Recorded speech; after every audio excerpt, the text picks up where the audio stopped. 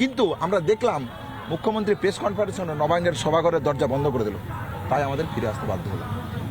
পরবর্তী পদক্ষেপ কি, এবং এরপর যদি মুখ্য সচিব বা মুখ্যমন্ত্রী আবার ডাকেন আপনাদের যাবেন? মুখ্যমন্ত্রী ডাকলে আমরা অবশ্যই যাব, কিন্তু আমাদের যা জায়গা, আমাদের যা পরিকল্পনা সেটা আমরা রেখেছি। আমরা মনে করি অভিভাবক রাজ্যের প্রশাসনিক প্রধান হিসেবে তার অভিভাবকত্বের জায়গাকে আমরা মর্যাদা দিই, তার চেয়ারকে আমরা মর্যাদা দিই।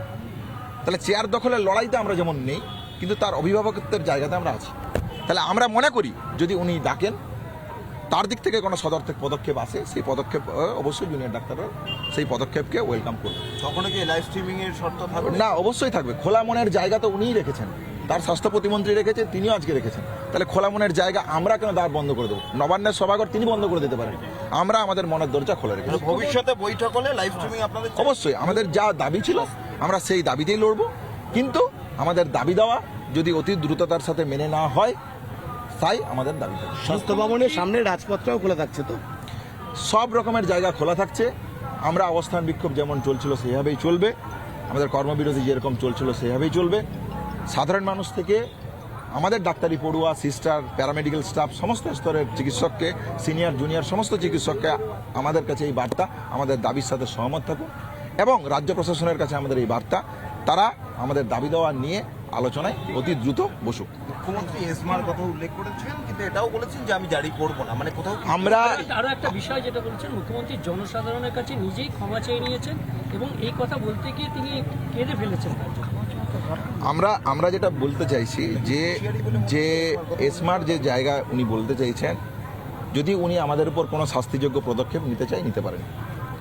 সুপ্রিম কোর্ট বলেছেন যে, মহামান্য সুপ্রিম কোর্ট বলেছে যদি রাজ্য সরকার মনে করে স্টেপ নিতে পারে। আমরা মনে করি যেহেতু ন্যায়সঙ্গত দাবিতে আমরা একটা আন্দোলন করছি, সেই জায়গা থেকে আমাদের এই আন্দোলন চালিয়ে যাওয়া উচিত। এই আন্দোলন সমগ্র সমাজের আন্দোলনে পরিণত হয়েছে সেই জায়গা থেকে। তাহলে তিনি যদি মনে করেন যে আমাদের উপর এসমা জারি করবেন, করতে পারেন, এটা তো তার কাছে। তিনি যদি মনে করেন আমাদেরকে ফাঁসিতে দেবেন, দিতে পারেন। তিনি যদি মনে করেন আমাদেরকে ডাক্তারি করতে দেবেন না, দিতে পারেন। তাহলে এইটা তার কাছে তার ডিসিশন। এই ডিসিশনটা আমি জানাতে পারি না, আমি আমার দাবি দেওয়ার কথা জানাতে পারি। তিনি জনসাধারণের কাছে নিজেই ক্ষমা চেয়ে নিয়েছেন, জনসাধারণের যে ভোগান্তি হচ্ছে বলে তিনি বলছেন, মনে করছেন, এবং এই কথা বলতে গিয়ে তিনি কেঁদে ফেলেছেন। আমরা যেটা বারবার বলছি যে যে জায়গাটা বারবার আসছে না, সেটা হচ্ছে যে আমাদের কি এমন দাবি দেওয়া আছে। তাহলে আমরা অতি দ্রুত কাজে ফিরতে চাই। উনি যদি মনে করেন যে কাজে ফেরাটাই আমাদের উদ্দেশ্য, তাহলে বারবার এই কথাটা তো বলছি আমরা, যে আজকে তাহলে কোনটা বড়, হসপিটালের নর্মালেন্সি ফেরাটা বড় কথা, না লাইভ স্ট্রিমিংটা বড় কথা? তাহলে সাধারণ মানুষের চিকিৎসার প্রশ্নটা যদি বড় কথা হয়, আপনি যে কথাটা বলতে চাইছেন তার সুর ধরে বলছি, তাহলে নর্মাল স্বাস্থ্য ব্যবস্থা ফিরে আসুক, এইটা বড়, না লাইভ স্ট্রিমিংটা বড়? সাধারণ মানুষের চিকিৎসা পাচ্ছে না বলে মৃত্যুর কথা যিনি বলছেন, সেটা বড়, না লাইভ স্ট্রিমিংটা বড়? তাহলে আজকে তাকে ঠিক করতে হবে তার কাছে কোনটা বড়। যদি তার কাছে বড় হয়, আমাদের কাছে বড় অতি দ্রুত চিকিৎসা ব্যবস্থার মধ্যে ফিরে যাওয়া। সেই জায়গা থেকে আমরা আমাদের সদর্থক পদক্ষেপ রেখেছিলাম। আমরা তার মেলের প্রত্যুত্তরের অপেক্ষা না করেই নবান্নের দরজায় আমাদের বিচারের বাণী নিয়ে পৌঁছেছিলাম। সেই জায়গা সভাঘর বন্ধ হয়ে গেছে। আমরা আশা করি অভিভাবকের জায়গা থেকে তিনি এটা রিথিঙ্ক করবেন। বলছেন পদত্যাগও করতে পারি আমার। আমরা তো পদত্যাগের কিছু চাইছি না, আমরা আমাদের 5টা যে সুস্পষ্ট দাবি আছে সেই দাবিটুকু মিটিয়ে দিলেই হবে, এর বাইরে আমরা কিছু চাইছি না। বলছি এখনই কি সাংবাদিক সম্মেলন করছিলেন জুনিয়র ডাক্তাররা, সেই সাংবাদিক সম্মেলন সরাসরি দেখাচ্ছিলাম রিপাবলিক বাংলায়। একটু আগেই মুখ্যমন্ত্রী সাংবাদিক সম্মেলন করে বলেছেন আমি পদত্যাগ করতে চাই। তিনি আরও বলেছেন জুনিয়র ডাক্তারদের জন্য আমি অপেক্ষা করলাম অনেকটাই, তিনি বলেছেন আমি তাদের ক্ষমা করলাম ইত্যাদি। তার উত্তরে সাংবাদিক সম্মেলন করলেন জুনিয়র ডাক্তাররা এবং তারা জানিয়ে দিলেন আন্দোলনের মতো চলবে, তাদের দাবি পূরণ হওয়া পর্যন্ত তারা আন্দোলন চালিয়ে যাবেন এবং তারই সঙ্গে সঙ্গে তারা আলোচনার পথও খোলা রাখবেন।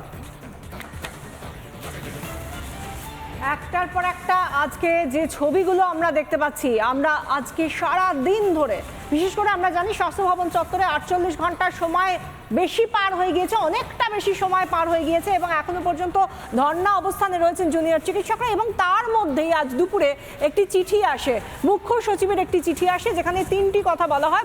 15 জনের বেশি সংখ্যা সদস্য নিয়ে যাওয়া যাবে না নবান্নে, সেখানে লাইভ টেলিকাস্ট করা হবে না, এবং সেইখানে বলা হয়, প্রথমবারের জন্য এই চিঠিতে মেনশন করা হয় মুখ্যমন্ত্রী উপস্থিত থাকবেন এই বৈঠকে। সেই বৈঠকে এরপর যান চিকিৎসকরা, কিন্তু বৈঠকে যাওয়ার আগে নবান্ন সভাঘরে তাদের সঙ্গে যে ছবিটা আমরা দেখলাম, সেই ছবিটা কার্যত আমাদের নাটকের থেকে কোনো অংশেই কিছুভাবে কম মনে হলো না। কারণ আমরা একটার পর একটা ছবি দেখলাম সেখানে।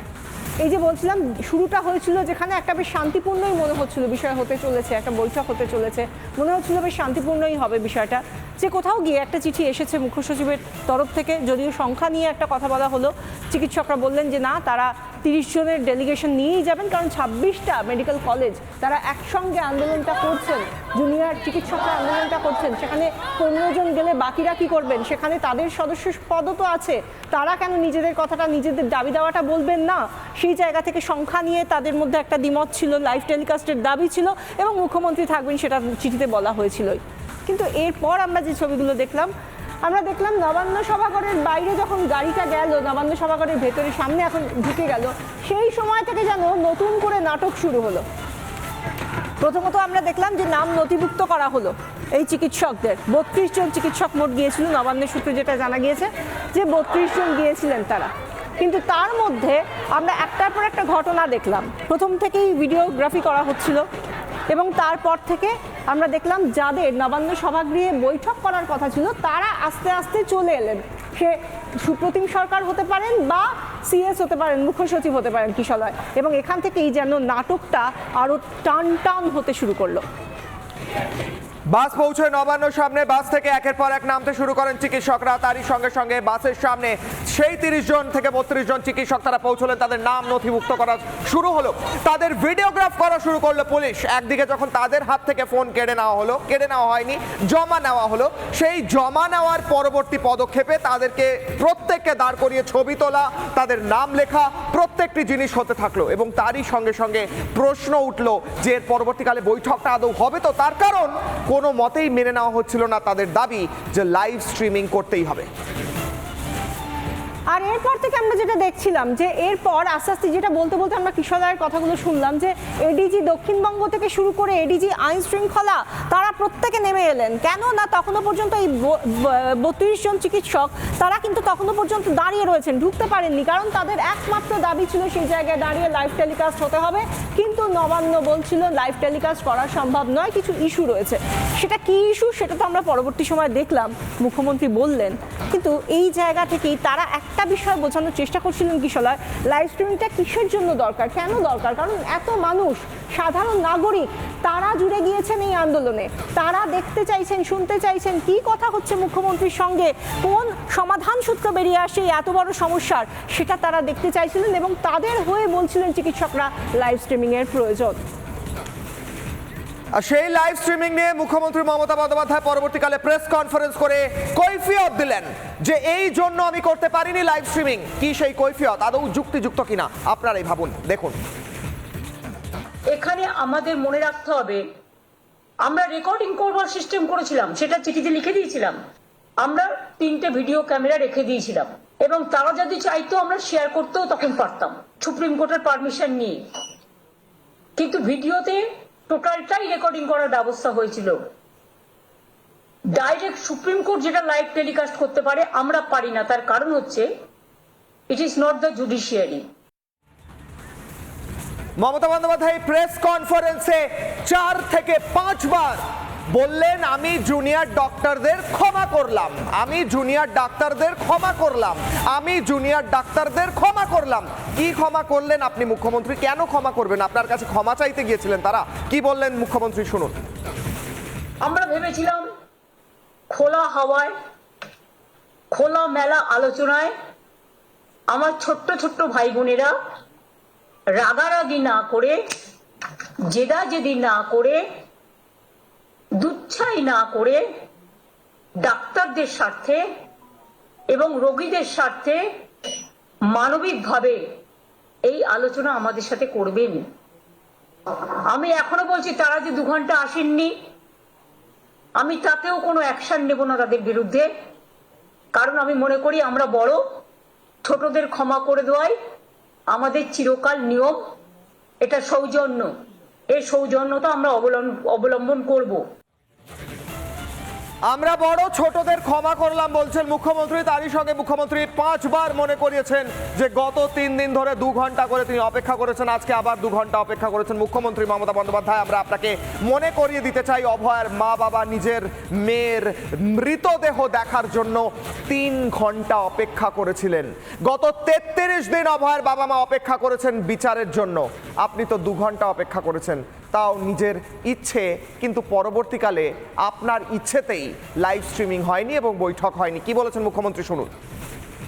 আলোচনা করুন যেটা আলোচনা করতে চান, কিন্তু খোলা মনে। আপনাদেরও কোনো দড়ির বাঁধন নেই, আমাদেরও নেই। কথা বললে তবে সমস্যা যদি থাকে সমাধান হয়। এর আগেও আমি 2 দিন, গতকাল এবং গত পরশু, হায়েস্ট অথরিটি মানে চিফ মিনিস্টার বোঝায় অব দ্য স্টেট, আমরা 2 দিন অপেক্ষা করেছিলাম আরো 2 ঘন্টা করে। ভেবেছিলাম তারা আসবেন, হয়তো আসতে পারেননি। যাই হোক, ওরা ছোট, আমাদের কাজ হচ্ছে তাদের আবেগকে মর্যাদা দিয়ে তাদের ক্ষমা করে দেওয়া। মুখ্যমন্ত্রী বলছেন তার কোনো পদের অহংকার নেই, কোনো ঔদ্ধত্য নেই, বরং তিনি বলছেন চিকিৎসকরা তার ছোট ভাই বোনের মতো। কিন্তু এই ছোট ভাই বোনেরাই যখন আন্দোলন করছেন, তখন সেই আন্দোলনকে তিনি এভাবেও বলছেন যে অন্যান্য রাজ্যে কিন্তু এসমা জারি হয়েছে, তিনিও করতে পারতেন, কিন্তু তিনি এমার্জেন্সির সমর্থক কখনোই নন, সেই জন্য তিনি করছেন না। মানে কোথাও গিয়ে তিনি যেন কনসিডার করছেন, এবং তার মধ্যেই তিনি বলে দেন যে 27 জন রোগীর মৃত্যু হয়েছে এই আন্দোলনের জন্য, কর্মবিরতির জন্য, তিনি কিন্তু সেটাও সহ্য করছেন। কি বলেছেন মুখ্যমন্ত্রী শুনুন। মানুষকে অলরেডি 27 জন মানুষ মারা গিয়েছেন, 7 লক্ষর ওপর মানুষ পরিষেবা পায়নি, 32 দিন হয়ে গেল, কাজ করছেন না জুনিয়র ডাক্তাররা এবং রেসিডেন্সিয়াল ডাক্তাররা অনেকেই। 1,500 সিরিয়াস কেস, এমার্জেন্সি কেস, যাদের হার্ট অ্যাটাক হয়েছে, হার্ট অপারেশন হবে, তারাই 32 দিন ধরে অপেক্ষা করছে। যারা এসেন্সিয়াল সার্ভিসে কাজ করে থাকেন, অর্থাৎ যারা মেডিকেল বা যারা এইরকম চিকিৎসকরা যারা কাজ করেন, তারা যে কর্মবিরতিতে রয়েছেন, তাদের জন্য তিনি এসমা জারি করতে পারেন। অন্যান্য রাজ্যে তো করা হয় বা করা হয়েছে, সেই নজিরটাকে টেনে এনে তিনি বললেন যে তিনি কিন্তু করছেন না। এটা কিন্তু ভেবে দেখা দরকার জুনিয়র চিকিৎসকদের। কোথাও গিয়ে জুনিয়র চিকিৎসকদের মত অন্য কিছু হতেই পারে, সেরকমটাই আমরা শুনলাম। কিন্তু তিনি কি বললেন মুখ্যমন্ত্রী, রাজ্যের অভিভাবক, শুনুন। Though 3 days are over after the Supreme Court verdict, instead of that also we are not taking any disciplinary action, because sometimes we have to tolerate. এবং আমি জানি তাদের মধ্যে অনেক গ্রুপ এসেছিলেন, অনেকে আলোচনা করতে আগ্রহী ছিলেন, কিন্তু 2-3টে গ্রুপ বলবো না, 2-3 জন বাইরে থেকে ইনস্ট্রাকশন আসছিল এবং তারা ইনস্ট্রাকশন দিচ্ছে নেগোশিয়েট করবে না, মিটিং এ যাবে না। ইউপিতে 6 মাস আগকার করে দিয়েছিল, র্যালি ব্যান করে দিয়েছিল এবং এমার্জেন্সি সমস্ত ডিউটি ব্যান করে দিয়েছিল স্ট্রাইক করবার। এই ফেব্রুয়ারি মাসে আমাদের হাতে এসমাও আছে, সবকিছু আছে, কিন্তু আমি করব না, কারণ আমি এমার্জেন্সি সাপোর্টার নই, আমি এসমার সাপোর্টার নই, আমি দানবিকতার সাপোর্টার নই, আমি একজন মানবিক মানুষ, আর আন্দোলনে আমার জন্ম হয়েছে, আমি আন্দোলনকে সম্মান দিতে জানি। মুখ্যমন্ত্রী নিজে মুখে বলছেন যে আন্দোলনের মধ্যে দিয়ে তাঁর জন্ম হয়েছে, তিনি আন্দোলনকে সমর্থন করেন এবং সম্মান করেন, কিন্তু যাদের উদ্দেশ্যে বলছেন তাদের আন্দোলনকে কতটা সম্মান তিনি করছেন বা করেছেন তা নিয়ে সেই জুনিয়র চিকিৎসকদের মধ্যেও প্রশ্ন রয়েছে, এবং আম জনতা তাদের মধ্যেও সেই প্রশ্নটাই বারবার উকি দিচ্ছে। আর সেই জায়গা থেকে তিনি বলছেন, মুখ্যমন্ত্রী তিনি বলছেন তিনি সাধারণ মানুষের সাথে নাকি পদত্যাগ করতেও রাজি। হঠাৎ কী কারণে তার পদত্যাগের কথা তিনি নিজে মুখে বললেন, সেটা সত্যিই ভাবাচ্ছে মানুষকে। শুনুন কি বললেন তিনি। যারা সাধারণ মানুষ জানতেন না যে এর মধ্যে একটা কালার আছে, মানুষ এসেছিলেন বিচার চাইতে তিলোত্তমার, কিন্তু আশা করি মানুষ বুঝতে পারছেন ওরা বিচার চায় না, ওরা চায় চেয়ার। আমি মানুষের স্বার্থে এমনকি নিজে পদত্যাগ করতেও রাজি আছি, আমার মুখ্যমন্ত্রীর পদ চাই না, কিন্তু আমি চাই মানুষ বিচার পাক, তিলোত্তমা বিচার পাক, আর সাধারণ মানুষ চিকিৎসা পাক। মুখ্যমন্ত্রী মমতা বন্দ্যোপাধ্যায়ের এই বক্তব্যের পর একটি গভর্নরের আমাদের রাজ্যের গভর্নর বা রাজ্যপাল সিভি আনন্দ বোস তার বক্তব্য সামনে এলো। তিনি বললেন আমি মুখ্যমন্ত্রীকে সোশ্যালি বয়কট করছি, সামাজিকভাবে বয়কট করছি। তিনি বললেন বাংলার লেডি ম্যাকবেথ হচ্ছেন এই মুখ্যমন্ত্রী মমতা বন্দ্যোপাধ্যায়। তারই সঙ্গে সঙ্গে তিনি জানালেন মুখ্যমন্ত্রীর কোনো অনুষ্ঠানে তিনি যাবেন না। কি বললেন তিনি শুনুন। Minister is protesting instead of protecting. Who is the Lady Macbeth of Bengal? Of Shakespeare's Lady Macbeth, it is said, all the perfumes of Arabia cannot sweeten this little hand. Of the Lady Macbeth of Bengal, all the waters of Hooghly cannot cleanse this tainted hand. I will socially boycott the Chief Minister. Socially boycott means I will not be sharing any public platform with the Chief Minister. আমরা শুনলাম রাজ্যপাল কি বললেন এবং সেই সঙ্গে আমরা শুনেছি যখন একেবারে ভগ্ন হৃদয় যখন নবান্নে বৈঠক ভেস্তে গেল তখন চিকিৎসক কি বলেছেন সেটাও আমরা শুনেছি। এক্স্যাক্টলি, চিকিৎসকরা বাইরে দাঁড়িয়ে বলছিলেন বারবার মুখ্যমন্ত্রী মমতা বন্দ্যোপাধ্যায় একদিকে যখন বললেন যে চিকিৎসকদের জন্যই যেন বৈঠক ভেস্তে গেছে, তারা বললেন আমরা কিন্তু বারবার আলোচনা করতে চেয়েছি, কিন্তু লাইভ স্ট্রিমিং করাটা একটা শর্ত ছিল, কেন মানল না সরকার ইত্যাদি। কি বলেছিলেন তারা শুনুন। আমি এবং আমরা West Bengal junior doctor friend আশা রাখবে যে আলোচনার মাধ্যমেই এই জিনিসের সমাধান হবে। আমাদের সদিচ্ছা এখনো আছে, আমরা বিশ্বাস করি মুখ্যমন্ত্রীরও সদিচ্ছা এখনো আছে। আমরা নিশ্চয়ই আজ না হোক 34 দিন আমরা রাজপথে পড়ে আছি, দরকার হলে 35 দিন থাকবো, 36 দিন থাকবো, 37 দিন থাকবো, কিন্তু আলোচনার মাধ্যমেই এই সমাধান বেরোবে, এটা আমাদের বিশ্বাস। বলছেন যে আমি 3 দিন ধরে অপেক্ষা করছিলাম, এই ঘটনা তো একদম সত্যি নয় এবং আমরা 36 দিন অপেক্ষা করছি, তাও ঠিক আছে। প্রথম সদর্থক যদি ভূমিকা কেউ নিয়ে থাকে তাহলে আমরাই নিয়েছিলাম। আমরা শুনলাম কিশোরা এবং আমরা কেন আমরা প্রত্যেকে শুনেছি যে কিভাবে রাজ্যের মানুষও শুনেছেন এবং আমি জানি না আমি দেখাবার খুব ইচ্ছে ছিল যখন আমরা এই কথাগুলো যখন বলছি, আমরা যখন বলছিলাম সেই সময় আমরা এই যে জিনিসগুলো যখন আমরা দেখাচ্ছিলাম সেই সময় আমাদের যে কমেন্ট সেকশনটা থাকে ইউটিউবে, সেখানে মানুষ প্রত্যেকটা সাধারণ দর্শক বলছিলেন যে কেন লাইভ স্ট্রিম হতে পারে না, লাইভ স্ট্রিম আমরা দেখতে চাই, কেন মুখ্যমন্ত্রী সেই ব্যবস্থা করছেন না। লাইভ স্ট্রিমিং এ কিসের ভয়? এই মানুষগুলো তোমার ঠিক পাশে এলইডিতে যাদের দেখা যাচ্ছে হাতে প্রদীপ নিয়ে, হাতে ঢাক ঢোল ইত্যাদি বাজিয়ে তারা প্রতিবাদ করছেন, তারা তো স্বচ্ছতার কারণে বলেছিলেন, আমরা গোটা প্রক্রিয়া গোটা মিটিং লাইভ স্ট্রিমে রাখতে চাই। কিসের ভয় মুখ্যমন্ত্রী? চাই কিশোরায় দেখো যা হচ্ছে, এই যে তাদের বৈঠকটা ভেস্তে গেল নবান্নে, সেটা দেখো যে আন্দোলনের ঝাঁজ তো কমেইনি বরং বাড়ছে।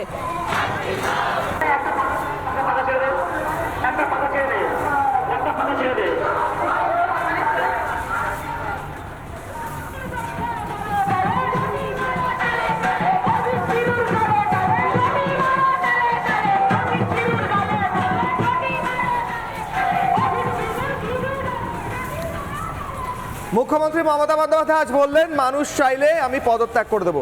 মানুষ কি চাইছেন বিশাখা?